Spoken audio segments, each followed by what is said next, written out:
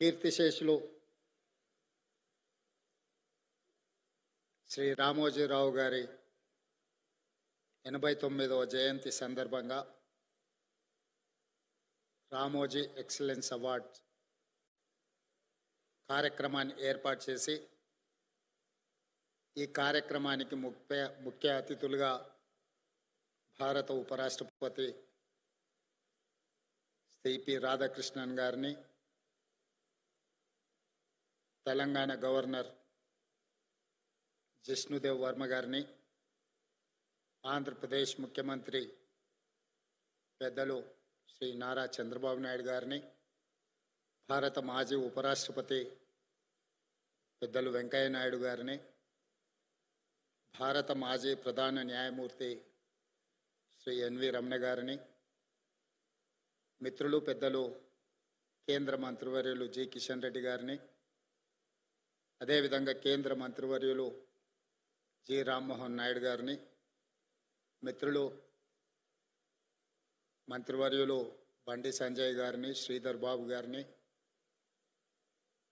రామోజీరావు గారి అభిమానులను, Ramoji film city, ఈనాడు సంస్థల సిబ్బంది అందరూ, ముఖ్యంగా కిరణ్ గారు ఒక మంచి కార్యక్రమాన్ని ఏర్పాటు చేసి రామోజీరావు గారు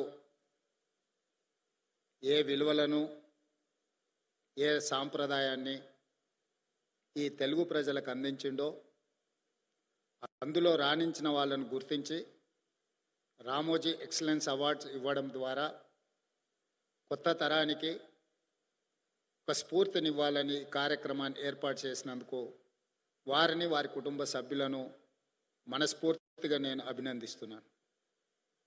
ఈనాడు మనిషి మరణించిన తర్వాత వారిచ్చిన ఆస్తులనే కానీ వారి ఆలోచనలని కొనసాగించాలని,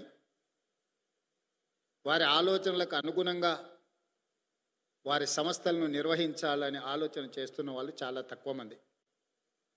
కానీ ఈనాడు రామోజీరావు గారు ఇచ్చిన స్ఫూర్తి, వారు అందించిన సంస్థలు, ఈ సంస్థల్ని నిర్వహించడం కూడా అంత ఆషామాషి వ్యవహారం కాదు. ఆర్థిక భారంతో కూడుకున్నాయి. చాలామందికి ఇందులో లాభాలే ఉంటాయన్న ఆలోచన ఉంది, కానీ వీటి నిర్వహణలో అధిక వ్యయం కూడా కూడుకొని ఉన్నదన్న సంగతి చాలామందికి తెలియదు.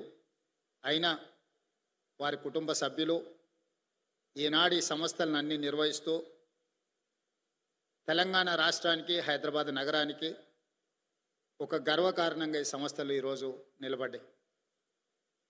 ఈనాడు తెలంగాణ రాష్ట్రం, హైదరాబాద్ నగరము అంటే ఒక 4 వండర్స్ గురించి మనం మాట్లాడుకుంటే మొదటి వరుసలో చార్మినార్, రెండవ వరుసలో గోల్కొండ, మూడవ వరుసలో హైటెక్ సిటీ, 4th వండర్ కింద రామోజీ ఫిలిం సిటీ ఈరోజు తెలంగాణ రాష్ట్రానికి, హైదరాబాద్ నగరానికి ఒక గుర్తింపును తీసుకొచ్చింది. ఆనాడు తెలుగు సినీ పరిశ్రమ నంది అవార్డులతో మొదలై ఈనాడు ఆస్కార్ అవార్డులకి ఎదిగింది అని అంటే ఈ ప్రాంతంలో కట్టిన స్టూడియోలే కాదు, రామోజీ ఫిలిం సిటీ కూడా ఎంతో తోడ్పాటును అందించింది. అందుకే నేను చాలా సందర్భాలలో నేను చెప్పడం జరిగింది, టాలీవుడ్ బాలీవుడ్ కోసం కాదు, హాలీవుడ్ కూడా ఈ రాష్ట్రానికి, నగరానికి, రామోజీ ఫిలిం సిటీకి రావాలి. స్క్రిప్ట్తో వస్తే ప్రింట్తో వెళ్ళాలి అని రామోజీ గారు ఏదైతే ఆలోచనతో ఈ రామోజీ ఫిలిం సిటీని వారు ప్రారంభించినరో ఈరోజు ఆ కళ నిజమైంది. ఎవరైనా సినిమా తీయాలి అని అనుకుంటే స్క్రిప్ట్ తీసుకొని రామోజీ ఫిలిం సిటీ కాంపౌండ్లోకి వస్తే ఈరోజు ప్రింట్ తీసుకొని బయటికి వెళ్ళేంతగా అన్ని రంగాల నైపుణ్యాలను ఇక్కడ వారు కేంద్రీకృతం చేశారు. ఈ 2000 ఎకరాలు ఒక కళాఖండం, ఒక అద్భుతం. దీనికి చాలామంది సమస్యలు సృష్టించాలని ప్రయత్నం చేసిన వాటన్నిటినీ రామోజీరావు గారు నిలబడి తట్టుకొని ఈ తెలంగాణ రాష్ట్రానికి ఒక గర్వకారణంగా రామోజీ ఫిలిం సిటీని తీర్చిదిద్దడం జరిగింది. అదేవిధంగా పత్రికా రంగంలో ఈనాడు పత్రిక 50 సంవత్సరాలు పూర్తి చేసుకున్న సందర్భంగా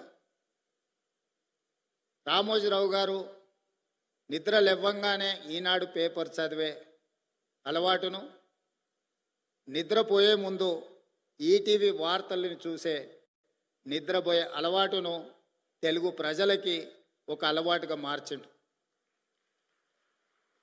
ఈనాడు ముఖ్యంగా రాజకీయ నాయకులకు ఈ అలవాటు వ్యసనంగా మారింది.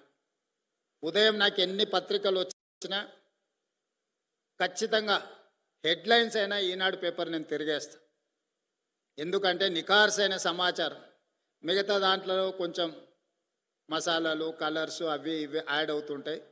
ఇది యాక్చువల్ వార్తని ఈ 2-3 పత్రికలు చదివిన తర్వాత వాస్తవం ఏముందో తెలుసుకుందాము అని ఈనాడు తెలంగాణ రాష్ట్ర ముఖ్యమంత్రిగా 5-10 నిమిషాలైనా ఈనాడు పేపర్ నేను తిరిగేస్తాను. అదేవిధంగా సాయంత్రం ఇంటికి పోతే 9 గంటలకు ఈటీవీ వార్తల్ని తప్పకుండా చూస్తే ఎక్కడున్నాయి, ఈ ఊర్లోనే కాదు, ఈ నగరంలోనే కాదు, ఈ రాష్ట్రం పక్క దేశాలకు వెళ్ళిన సంపూర్ణమైన వార్తల్ని ఈటీవీలో ప్రసారం అవుతాయి. వాళ్ళ ఆలోచనలను కాకుండా జరిగిన వాస్తవాలను ప్రజలకు అందించాలన్న వారి స్ఫూర్తి ఈరోజు ఈనాడులో కానీ ఈటీవీలో కానీ కనిపిస్తుంది. అదేవిధంగా రామోజీరావు గారి గురించి ఆలోచన చేసినప్పుడు ఆశ్చర్యకరమైన అంశాలు కనిపిస్తాయి. పచ్చళ్ళు తినిపించిన రామోజీరావు గారి గొప్పతనం ఉంటుంది, పత్రిక చదివిన రామోజీరావు గారి గొప్పతనం కనిపిస్తుంది. ప్రసార సాధనాలు మార్గదర్శి చిట్ ఫండ్కి, రామోజీ ఫిలిం సిటీకి, ప్రియా పచ్చళ్ళకి, ఈనాడు పేపర్కి దేనికి పొంతన లేదు. ఇలా వివిధ రంగాలలో ఒక వ్యక్తి రాణించడం చాలా కష్టం. ఒక వ్యక్తికి ఒక విషయంలో టాలెంట్ ఉందంటే మనం అర్థం చేసుకోవచ్చు, అతను నిరంతరం అందులో కృషి చేయడం, అందులోనే ప్రయత్నం చేయడం అనేది ఆ వ్యక్తికి అందిన ఒక విద్య అనుకోవచ్చు. కానీ రామోజీరావు గారు ఏ రంగంలో ప్రవేశించినా ఆ రంగంలో నెంబర్ 1 ఉండడానికి వారు నిరంతరం, నాకు తెలిసి రోజుకు 18 గంటలు శ్రమించి ఈరోజు వారు ఏ రంగంలో ప్రవేశించినా ప్రతి రంగంలో తనదైన ముద్రను వారు వేయడం జరిగింది.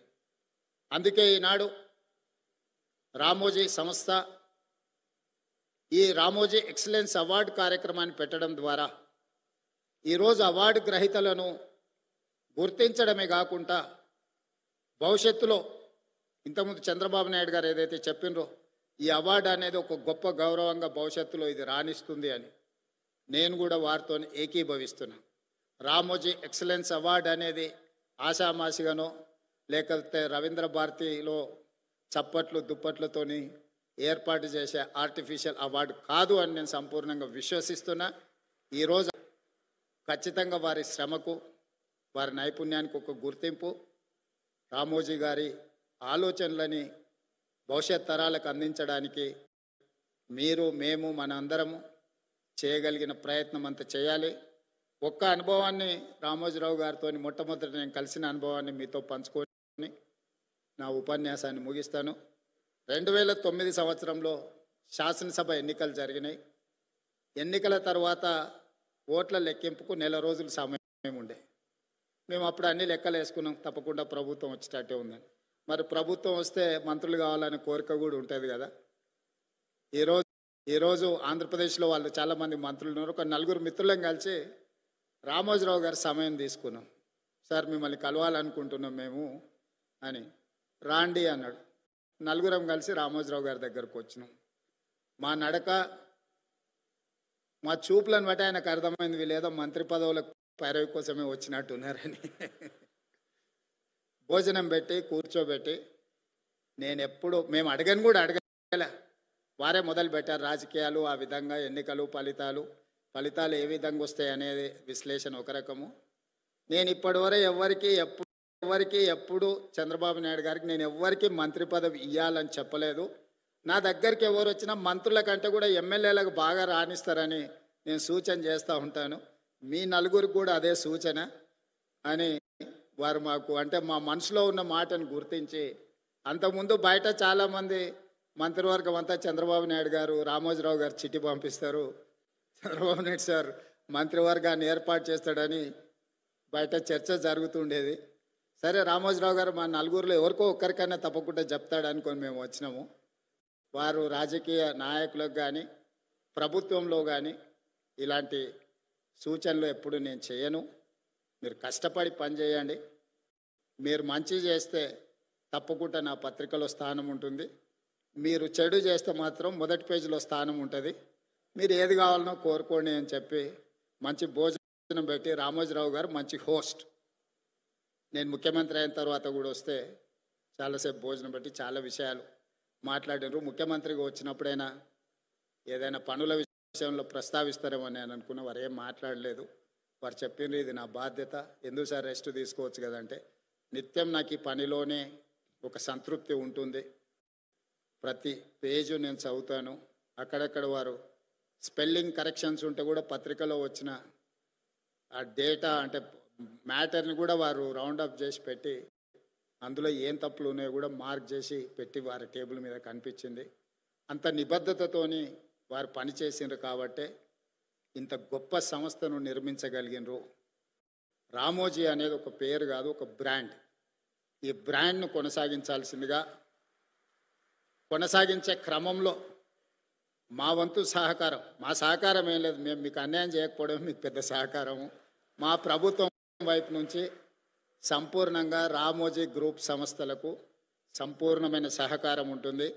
Ramoji film city, Ramoji ETV కావచ్చు, ఈనాడు కావచ్చు, తెలంగాణకు హైదరాబాద్ నగరానికి ఒక గొప్ప గౌరవం. ఈ తెలంగాణ గౌరవాన్ని ముందుకు తీసుకువెళ్ళడానికి మా రాష్ట్ర ప్రభుత్వం తరఫున సంపూర్ణమైన సహకారం ఉంటుంది. అదేవిధంగా పెద్దలు వెంకయ్యనాయుడు గారు, ఎన్వి రమణ గారు సూచన చేసారు తెలుగు భాష గురించి. తప్పకుండా మేము ఈ మధ్యకాలంలో ప్రభుత్వం ఇస్తున్న జీవోలు మిగతా వాటిని తెలుగులోనే ఇస్తూ ఉన్నాం.